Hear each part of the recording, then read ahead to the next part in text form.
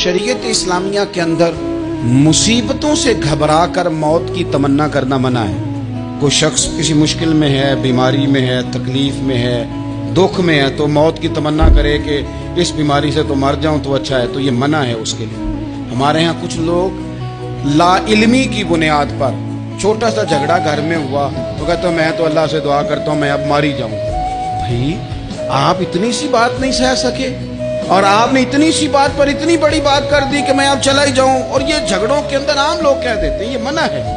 नबी पाक सल्लल्लाहु ताला अलैहि वसल्लम ने इससे मना फरमाया, बल्कि मुस्लिम शरीफ में फरमाया कि अगर तुमने कभी दुआ करनी भी हो किसी वक़्त तो इन लफ्ज़ों से कर सकते हो कि या अल्लाह जब तक मेरा जिंदा रहना मेरे हक में बेहतर है, मुझे दुनिया में रख, और जब मेरा यहाँ से चले जाना तेरी हिकमत का तकाजा है और मेरे हक में बेहतर है तो फिर मुझे ईमान के साथ ले जा, फिर तू मुझे ले जा।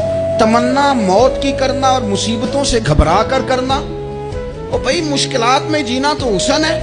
असल में ना जिसकी जान थी ना उसके नाम नहीं ना लगाई हमने कभी बच्चों के नाम लगा दी, कभी कारोबार के नाम लगा दी, कभी दोस्तों के नाम लगा दी, फिर वो बेवफा हुआ तो मरने को जी चाहा, वो बेवफा हुआ तो मरने को जी चाहा, इसने तंग किया तो मरने को जी चाहा। अन्नबी औला बिल मोमिनीन मिन अनफुसिहिम, अल्लाह फरमाते हैं तुम नहीं जान के मालिक, मेरा नबी तुम्हारी जानों का मालिक है। जान पावे ना जान मेरे महबूबा, मैं ते लगियां तोड़ नभेसा, रात तेरे विच रुल के मरसा, ते कदम न पिछा हटेसा, शहर तेरे दे टुकड़े मंगसा, ते तेरे कुत्तियां दे कदम चुमेसा।